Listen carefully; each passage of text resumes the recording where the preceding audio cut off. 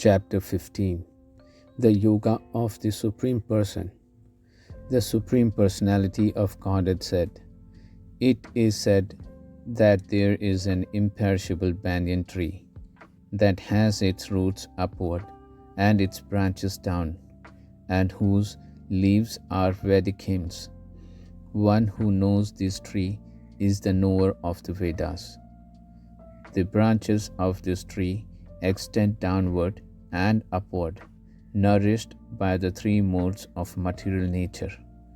The twigs are the objects of the senses.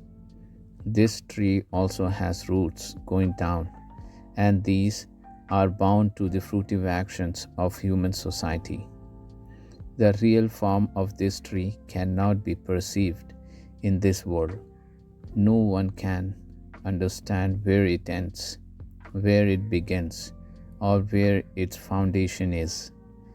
But with determination, one must cut down this strongly rooted tree with the weapon of detachment.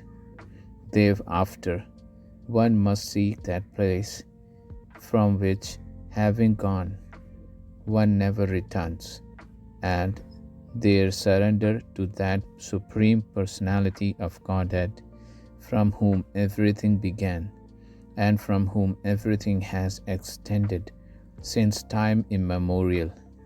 Those who are free from false prestige, illusion, and false association, who understand the eternal, who are done with material lust, who are freed from the dualities of happiness and distress, and who, unbewildered, know how to surrender unto the Supreme Person, attain to the eternal kingdom.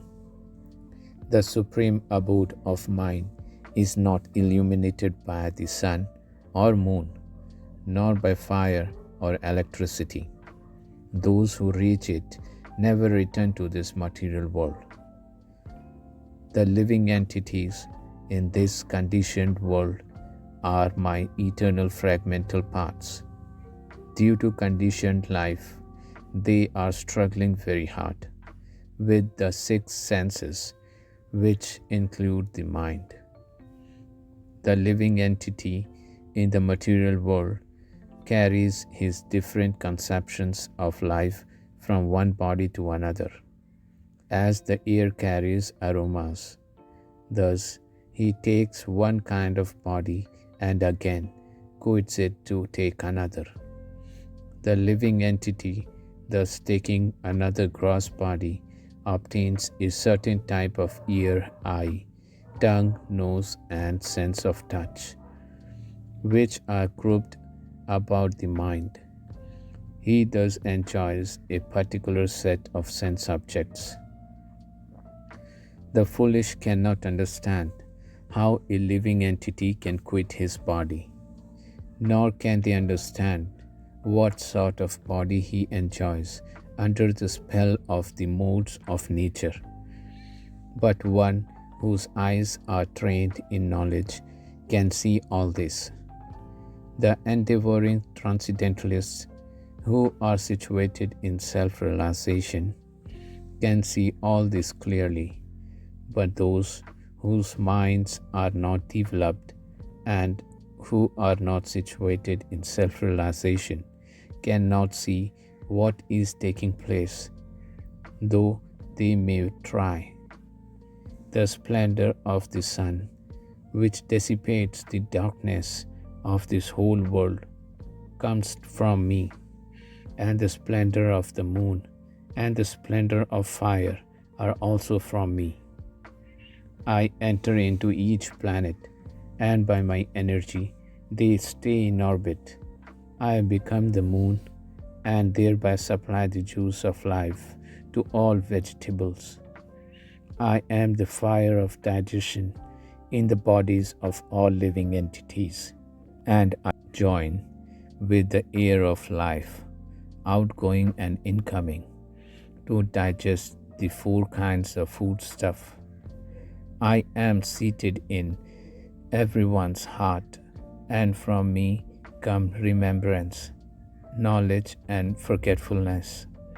By all the Vedas, I am to be known, Indeed, I am the compiler of Vedanta, and I am the knower of the Vedas.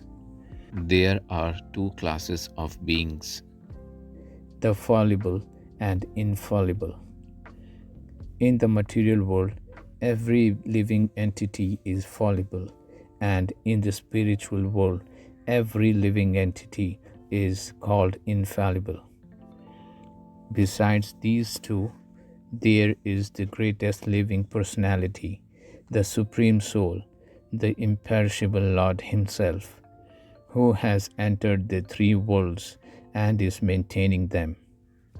Because I am transcendental, beyond both the fallible and the infallible, and because I am the greatest, I am celebrated both in the world and in the Vedas as that Supreme Person. Whoever knows me as the Supreme Personality of Godhead without doubting is the knower of everything. He therefore engages himself in full devotional service to me, O son of Bharata. This is the most confidential part of the Vedic scriptures, O sinless one, and it is disclosed now by me. Whoever understands this will become wise, and his endeavors will know perfection.